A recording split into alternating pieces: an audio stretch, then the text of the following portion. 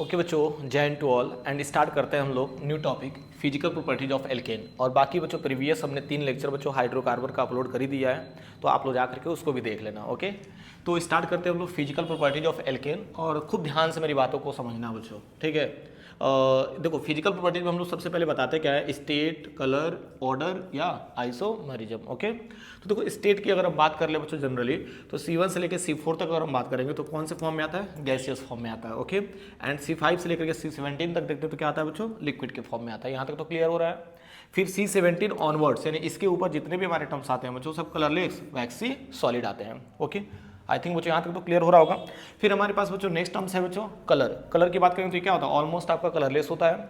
Order की बात करेंगे तो ऑर्डरलेस होता है। एंड आइसोमरिज्म की बात करेंगे बच्चों तो चेन या न्यूक्लियर आइसोमरिज्म ये शो करता है। ओके, चलिए बात करते हैं बच्चों आइसोमरिज्म की।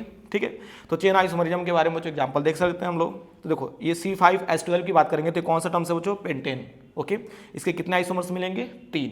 तो तीनों आइसोमर्स का बच्चों मैंने स्ट्रक्चर बना रखा है पहले से ही। देखो ना 1 2 3 4 5, तो एन पेंटेन मिल जाएगा। देखो ना, और यहाँ पे बच्चों हमने क्या किया, बस कार्बन का बच्चों यहाँ पे इसको ब्रांच में कर दिया। तो इस कार्बन को उठा करके बच्चों हमने क्या कर दिया, सेकंड नंबर कार्बन पे लगा दिया। तो देखो ना नीचे आ गया, तो 2 मिथाइल और क्या हो जाएगा, ब्यूटेन हो जाएगा, 2 मिथाइल ब्यूटेन। एंड फिर हमने क्या किया बच्चों, सेकंड नंबर पे 2 कार्बन अटैच कर दिया। ठीक है, बाकी मॉलिक्यूलर फॉर्मूला सबका सेम रहेगा। ओके, तो ये हो जाएगा 2,2 डाई मिथाइल प्रोपेन हो जाएगा। अब देखो बता रहे हैं, थोड़ा सा आपको लग रहा होगा कि सर स्पीड में बता रहे हैं, लेकिन ध्यान से समझो। इसकी बैलेंस ही कंप्लीट करोगे तो किससे बैलेंस करोगे, हाइड्रोजन से ही। तो CH3 यहाँ पे भी, CH3 यहाँ पे भी, और CH3 यहाँ पे भी, और यहाँ पे भी क्या हो जाएगा, CH3। तो कार्बन ऑलमोस्ट कितने हैं हमारे पास, 4 है। और हाइड्रोजन कितने हैं, 3 3 6 3 9 3 12। तो देखो ना बच्चों 12 आपके पास हाइड्रोजन भी हो गया एंड 5 कार्बन भी हो गया। यहाँ तक पॉइंट क्लियर हो रहा है कि नहीं। एंड नेक्स्ट बात करेंगे इसकी बच्चों, तो ये भी अगर बैलेंस करोगे तो वही सेम आएगा बच्चों, यानी कि मॉलिक्यूलर फॉर्मूला तीनों का क्या है, सेम है। और ये एक दूसरे क्या हो, आइसोमर्स है। पॉइंट क्लियर हो रहा है कि नहीं। अब मेरी बात सुनो, C5H12 का आइसोमर्स हमें 3 डायरेक्टली कैसे पता चल गया, तो इसका एक शॉर्ट ट्रिक होता है बच्चों। ठीक है, ध्यान से समझना। 2 की पावर क्या हो जाएगा, n-4 और प्लस क्या हो जाएगा 1। यहाँ तो पॉइंट क्लियर हो रहा है कि नहीं। अब इस फॉर्मूले से बच्चों जितना भी बड़ा से बड़ा बच्चों एल्केन आ जाएगा उसका आइसोमरिज्म हम लोग निकाल सकते हैं। तो इसके एग्जाम्पल ले लो बच्चों। अगर मान के चलो हम लोग 5 कार्बन के लिए निकालें, कितने कार्बन के लिए निकाल रहे हैं बच्चों, 5 कार्बन के लिए। सॉरी, यहाँ कितना कार्बन है बच्चों, 5 कार्बन है। देख लीजिए आप लोग पेंटेन के लिए। तो देखो ना, तो एन की जब क्या कर दिया, यहाँ पे एन लिखा हुआ ना, एन की जब क्या कर दिया 5 5 - 4 हो जाएगा, एन प्लस क्या हो जाएगा 1। तो सॉल्व करिए बच्चों, कितना आ रहा है 3। ऐसे मान लो हेक्सेन के लिए ले रहे हैं हम लोग, तो हेक्सेन में कितने कार्बन है, 6 कार्बन है। तो मान लो एन की जगह हमने क्या रख दिया बच्चों, 6 6 माइनस क्या हो जाएगा 4, एन प्लस क्या हो जाएगा 1। सॉल्व करिए तो बच्चों 2 2 4 1 5 हो जाएगा। यानी कितने आइसोमर्स बन रहे हैं बच्चों, 5 आइसोमर्स बन रहे हैं। क्या तो पॉइंट क्लियर हो रहा है कि नहीं। चल ठीक है, अगर यहाँ तो पॉइंट क्लियर होगा बच्चों, तो फिर नेक्स्ट हम देखते हैं बच्चों डेकेन। तो देखो डेकेन में कितने आ जाएगा बच्चों, एन की जगह क्या रख देंगे 10 रख देंगे, और 10 - 4 सॉल्व कर लीजिए बच्चों, कितना आ गया 2 की पावर 6 + 1। एंड सॉल्व कर लीजिए, ऑलमोस्ट आपको कितना मिल गया बच्चों, 65 आइसोमर्स। तो आई होप बच्चों आपको आइसोमरिज्म भी समझ में आ गया होगा, एंड स्टेट, कलर, ऑर्डर या आइसोमरिज्म यानी फिजिकल स्टेट भी आपको समझ में आ गया होगा। ओके, चलिए ठीक है, नेक्स्ट हम देखते हैं हम लोग, ध्यान से समझना है एक एक टर्म। देखो अब नेक्स्ट हमारे पास क्या बच्चों, बॉइलिंग पॉइंट। ये भी बहुत आसान है, ध्यान से समझना। देखो molecular mass is directly proportional to क्या होता है, बॉइलिंग पॉइंट। अगर बॉइलिंग पॉइंट के बारे में मुझे डिस्कस करना होगा तो बॉइलिंग पॉइंट में हम लोग ये पता करते हैं कि एल्केन का बच्चों बॉइलिंग पॉइंट कितना हो सकता है, कब ज़्यादा हो सकता है, कब कम हो सकता है, इस सारी चीज़ों के बारे में जो डिस्कस करेंगे हम लोग। तो हमने यहाँ पे क्या बताया बच्चों, molecular mass is directly proportional to boiling point. तो CH4 ले लो एंड C2H6 ले लो, इन दोनों में किसका मॉलिक्यूलर मास ज़्यादा होगा। तो इसका देखो ना मॉलिक्यूलर मास कितना हो रहा है बच्चों 6, और इसका कितना हो रहा है 30। इन दोनों में किसका ज़्यादा हो जाएगा बच्चों, C2H6 यानी एथेन का हो जाएगा। ओके, एंड बात करते हैं एक और टर्म्स लेकर बच्चों, surface area. Surface area is directly proportional to boiling point. यानी सरफेस एरिया अगर इंक्रीज करता है तो बॉइलिंग पॉइंट भी हमारा क्या होगा, इंक्रीज होगा। यहाँ तो पॉइंट क्लियर हो रहा है कि नहीं। चलिए ठीक है, तो एक बात बताओ ना, अगर हमने ले लिया ब्यूटेन, ठीक है, मतलब 4 कार्बन का बच्चों टर्म्स ले लिया, तो 4 कार्बन ऐसे भी लिख सकते हैं हम लोग, ऐसे भी लिख सकते हैं, एक दूसरे क्या हो जाएंगे, आइसोमर्स हो जाएंगे।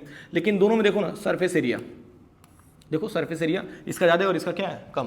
तो जिसमें ब्रांचेस निकल जाती हैं बच्चों उसका सरफेस एरिया क्या हो जाएगा, कम हो जाएगा। और सेम मॉलिक्यूलर फॉर्मूला वाला कंपाउंड्स लेंगे तब। ओके, तो इसका सरफेस एरिया ज़्यादा है, इसका क्या हो जाएगा, कम हो जाएगा। तो इसका बॉइलिंग पॉइंट क्या हो जाएगा बच्चों, ज़्यादा हो जाएगा, इसका क्या हो जाएगा, कम हो जाएगा। पॉइंट क्लियर हो रहा है कि नहीं। चलिए नेक्स्ट बात करते हैं बच्चों, ध्यान देना।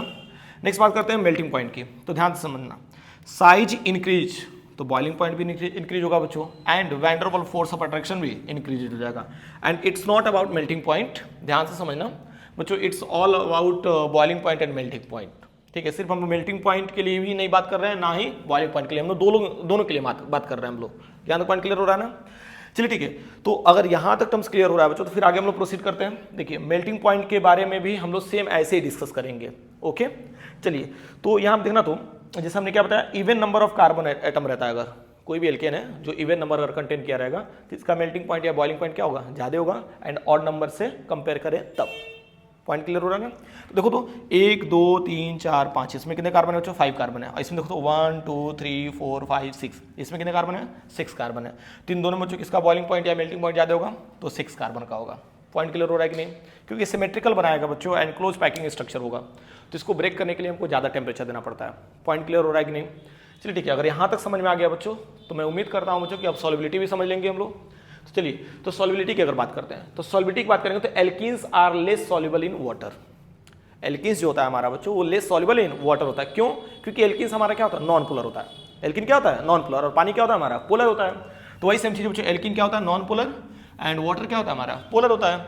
और we all know that like dissolve like, अगर ये टर्म्स बच्चों फॉलो करेगा तभी बच्चों ये पानी में डिजॉल्व होगा, या अदरवाइज किसी में भी डिजॉल्व होगा, नहीं तो नहीं डिजॉल्व होगा।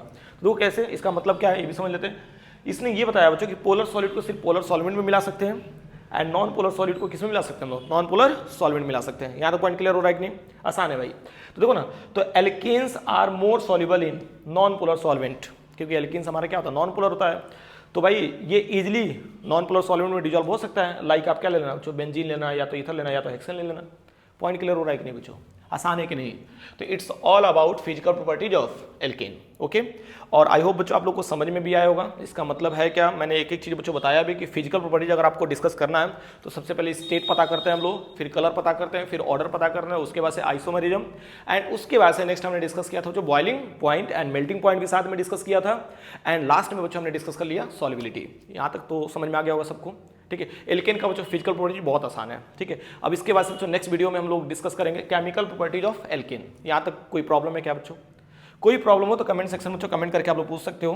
ठीक है, और अगर आपको लग रहा होगा बच्चों कि मैं बहुत फास्ट पढ़ा रहा हूँ तो वीडियो को पॉज करके बच्चों बार बार देख लेना, या दिक्कत होगी बच्चों बताना कमेंट सेक्शन में करके बच्चों, इसका वीडियो बच्चों एक और मैं अपलोड कर दूंगा। यहाँ तक पॉइंट क्लियर है? चलिए ठीक है, ऑल द बेस्ट।